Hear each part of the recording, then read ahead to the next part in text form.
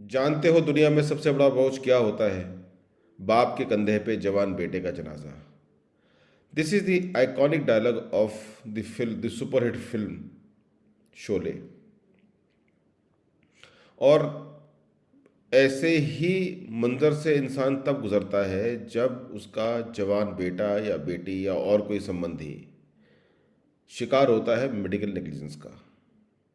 नमस्कार दोस्तों, मैं हूं एडवोकेट निशांत भरियोक और मैं आज आपके सामने लेके आया हूं एक video on the law on medical negligence and the victims of medical negligence और their grieving families, what legal options they have or what tips they can use to get justice. देखिए, मेडिकल नेग्लिजेंस के the way the law stands today, it is not pro victims. It is heavily tilted towards the doctors. अगर आपका कोई संबंधी medical negligence का शिकार होता है तो आप डॉक्टर के अगेंस्ट क्रिमिनल केस नहीं कर सकते। तब तक नहीं कर सकते जब तक आपके पास एक ऑल्टरनेट मेडिकल ओपिनियन ना हो। And in my experience, little experience which I have with medical negligence, and in whatever research I have done, I have not seen, any doctor coming forward and testifying against the erring doctor.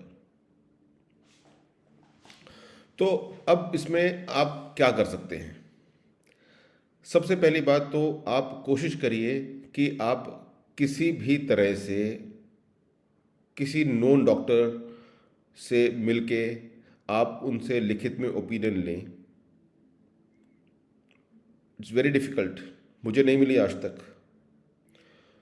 At least उनसे आप बोले कि आप हमें इसके अंदर जो गलती होने की संभावना हुई है उसकी डिटेल्स दीजिए, मौखिक तौर पे दीजिए, ओरली दीजिए, रिसर्च के साथ दीजिए, बिना लिखे, बिना अपने लेटरहेड पे लिखे दीजिए, ताकि हमें इन्फॉर्मेशन पता, हमें नॉलेज हो, ताकि हम कोर्ट में जाके अपना पक्ष रख सकें।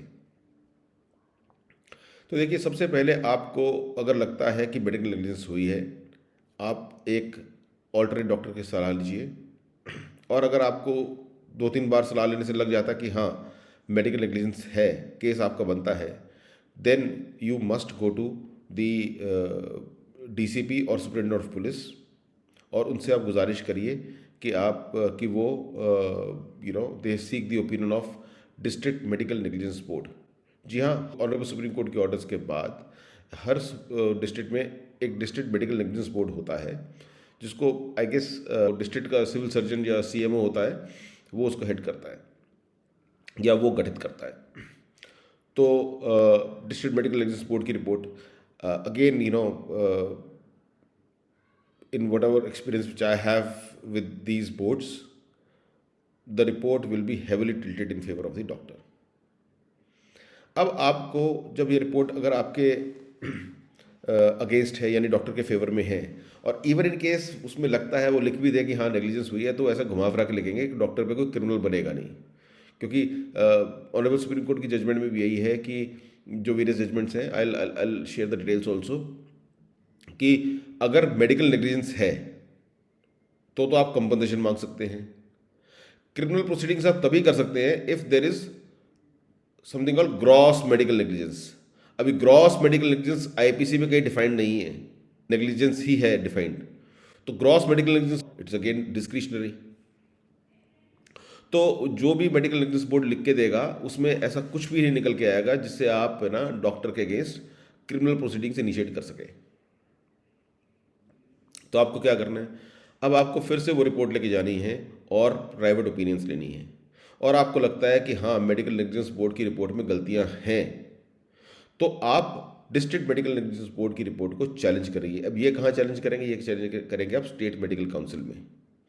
अब आप स्टेट मेडिकल काउंसिल में जब करते हैं चैलेंज, तो उसमें भी आप बहुत ज़्यादा उम्मीद मत रखिए। जो अब तक का सबसे लैंडमार्क केस हुआ है जिसमें विक्टिम्स की राइट्स कहीं पे असर्ट हुई हैं, वो है कुणाल साहब वाला केस।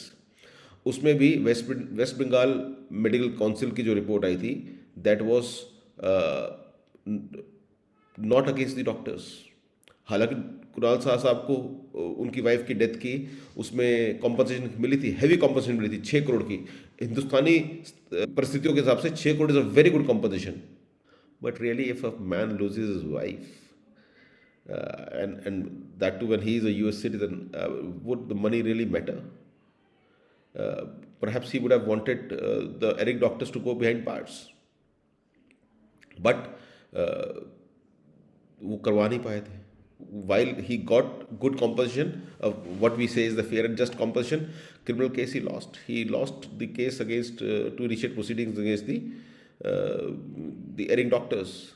हालांकि ट्रायल कोर्ट ने 304A में उनको दोषी करार कर दिया था। बहरहाल, coming back to the topic, अब हमें क्या करना है कि हमने स्टेट मेडिकल काउंसिल में अप्लाई करना है। The moment you go to state medical council, you have to parallelly do 2-3 things. One is that you have to create अपना compensation का ground, कि आपकी compensation कितनी बनती है। Now again there is no mathematical formula for this. There are judgments, pronounced judgment of Honorable NCDRC and Honorable Supreme Court, जिसके base पे आप कैलकुलेशन कर सकते हैं कि what it will be the fair and just compensation. और मैं हमेशा इंसिस्ट करता हूँ तो नेवर गेट उसको अपनी ईगो पे मत लें कि भैया मेरे को तो बस डॉक्टर को जेल भेजना है।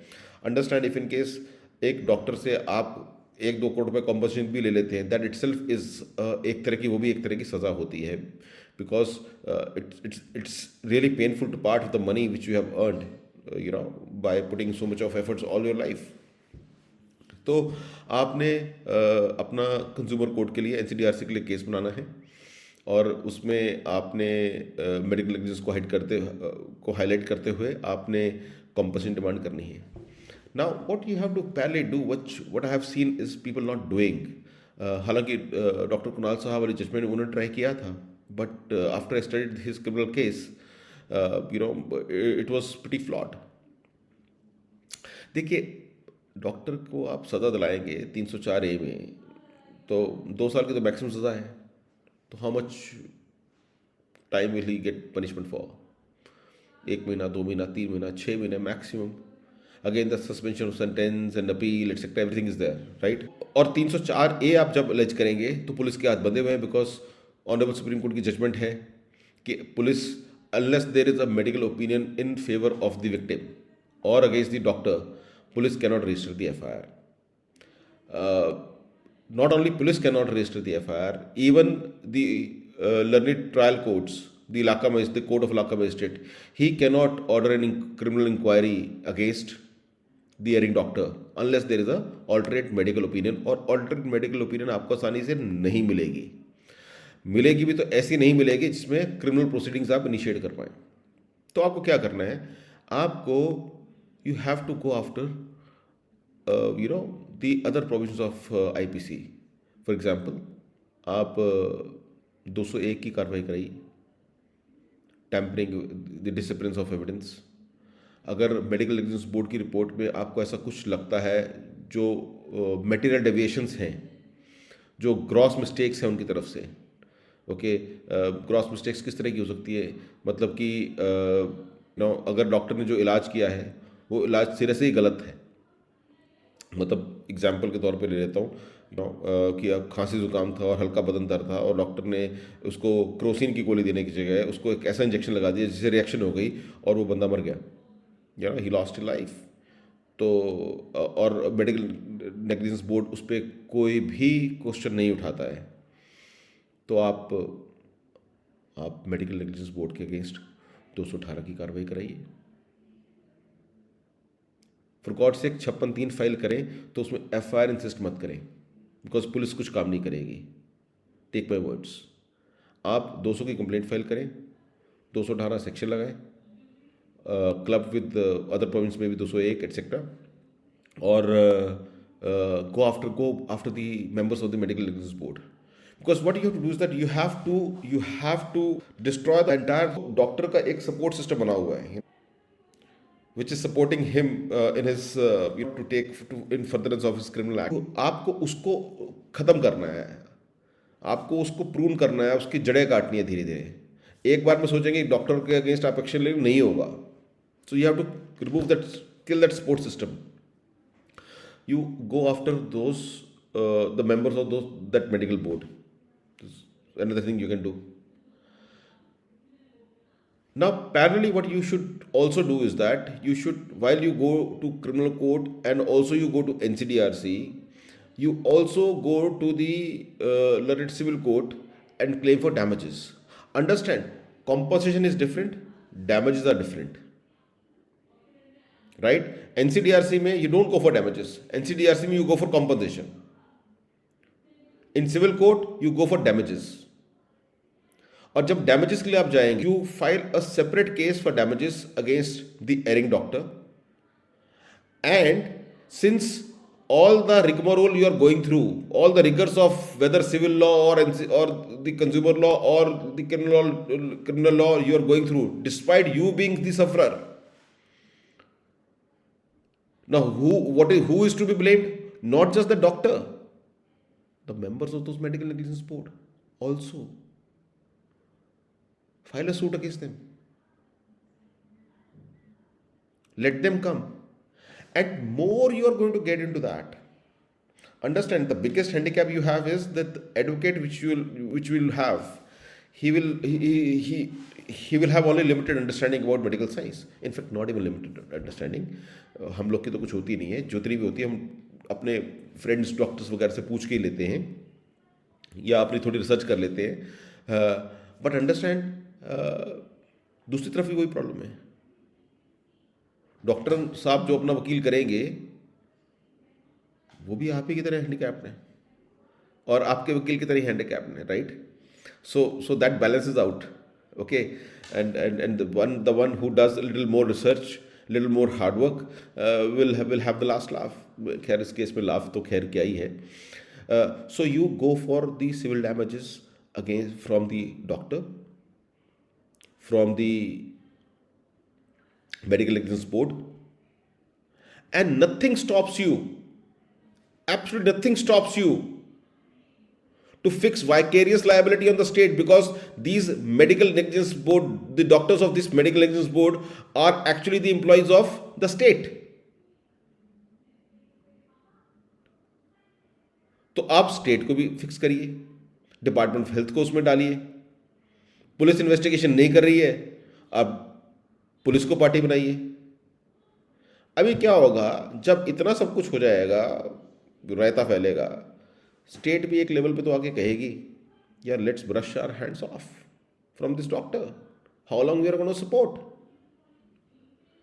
And slowly you will see the doctor का जो सपोर्ट सिस्टम है वो खत्म हो जाएगा। अगर सपोज कर लीजिए जिस तरह का केस मैं कर रहा हूं वहां पर तो डॉक्टर पॉलिटिकली कनेक्टेड है, we are aware, sorry I can not share the details, but I am this case with this actually video stems out from that case. Doctor well politically connected with the ruling regime, and उस doctor ने तो बहुत सारे criminal काम किए हुए हैं और वो हमारी पुलिस इन्वेस्टिगेशन होने नहीं दे रहा, मेडिकल इंक्वायरीज होने नहीं दे रहा, but we are still sailing through. लेकिन एक टाइम ऐसा आएगा जब पॉलिटिशियन कहेगा भैया मेरे को डॉक्टर के साथ नहीं डूबने का है। वो जो ब्यूरोक्रेट बैठा है ना या पुलिस वाला बैठा है जो उसको सपोर्ट कर रहा है, वो भी एक टाइम कहेगा भाई मैंने कमाना होगा तो कमा लूंगा, लेकिन तब तक ही कमा पाऊंगा जब तक कुर्सी पे बैठा हूं, मेरी कुर्सी चली जाएगी। So you have to ensure that every single agency which was supposed to inquire or investigate your case but has not done it is made party to both criminal proceedings and civil proceedings. And slowly you'll see the doctor support system will be cut off and the doctor will be at the mercy of law. अब बात आते हैं कि किस पे compensation claim कैसे कर सकते हैं। देखिए उसके अंदर there are judgments which you can which we can search by yourself and see, जिस तरह से एक्सीडेंटल क्लेम्स में करते हैं वैसी कुछ इसमें बनती है, but again there are not set out formulas. But basic इसमें जो डिपेंड करता है वो अगर जो कमाने वाला बंदा जिसकी डेथ हुई है वो कमाता था तो उसकी सैलरी कितनी होती, उसकी सैलरी उसके एम्प्लॉयमेंट में कितने साल बचे थे, उसके उसकी लाइबिलिटीज़ कितनी थी, all these factors are taken into account when the compensation is awarded. So that is the compensation part. Damages you can that again you initiate civil proceeding. Civil proceedings में इसलिए इनिशिएट करने की बात कर रहा हूँ क्योंकि सिविल ट्रायल थोड़ा लंबा चलता है, काफ़ी सारी फाइलिंग जाती है, काफ़ी सारी एप्लीकेशन जाती हैं, और we intertwine the civil and criminal cases. By far and large, exercise all options you have. Hospital को पार्टी बनाइए, एविडेंसेस ढूंढिए, और थोड़ी रिसर्च करिए, थोड़ा सोशल मीडिया यूज़ करिए और देखिए कि उस डॉक्टर के से क्या किसी और नेग्लिजेंस में कोई और भी विक्टिम है, यू राइट विद हिम। तो आप जब ये 3-4 चीज़ें करेंगे, I can tell you will definitely get justice. तो बहरहाल I don't know how useful this video would be. The judgment which you can refer to is one is the Matthew versus state of Punjab 2005 की judgment. That is actually the biggest impediment which we have, जिसमें Bolam test की बात हुई थी। तो Jacob Matthew judgement आप पढ़ें, समझें उसको, ठीक है।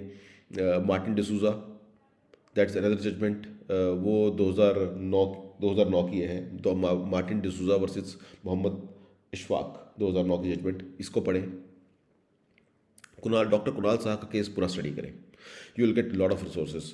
डॉक्टर कुणाल साहा वाला जो कनेक्टेड मैटर था मलय गांगुली वाला NCDRC का, जिसमें नहीं सॉरी मलय गांगुली वाला केस था जिसमें क्रिमिनल प्रोसीडिंग्स हुई थी इनिशिएट, और मलय गांगुली के वाले केस के बाद Malay Ganguly was one of the relative of doctor Anuradha Saha जिनकी डेथ हुई थी, और doctor Kunal Saha was the Clement. तो मलय गांगुली वाला केस पूरा स्टडी करें आप, जो क्रिमिनल केस है, ठीक है। उसमें आपको पता चल जाएगा व्हाट नॉट टू डू और how not to proceed in a criminal trial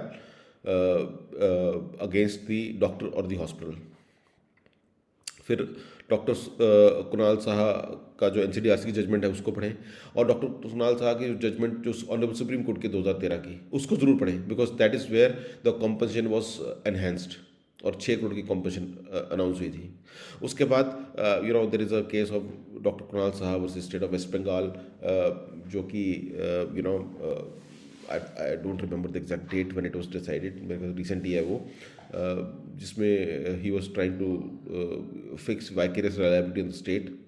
but again मैंने उस पर्टिकुलर जजमेंट को मैंने पूरा स्टडी नहीं किया है, बट मुझे लगता नहीं कि he went after the members of the medical negligence board. That was a different case, जो उन्होंने क्रिमिनल प्रोसीडिंग्स इनिशिएट की थी, दैट अगेन फेल फ्लैट। तो इसमें but once you study the entire doctor Kunal Saha case, you will not only learn how to fight the case of medical negligence, but you will also, and that is more important, how not to fight. और मैं अपना जो मेरा जो medical negligence board का case, मेरा जो medical negligence का जो केस चल रहा है, उसमें मैं I am taking more clues from this case on how not to fight a case or what not to do in that case. So friends, this is all what I wanted to share. I don't know of how much of help it is for, but again, not too many precedents we have where in fact I have not found even a single precedent where a doctor has been sent behind the bars. And that what motivates me. Perhaps I may be the first one to throw this scoundrel behind the bars. वैसे जेलों में तो doctors की ज़रूरत है, जो doctor सब चले जाएंगे 8-10 साल काटेंगे जेल में, थोड़ी कैदियों की सेवा कराएंगे, इतने अच्छे डॉक्टर होंगे तो चले। Thanks a lot.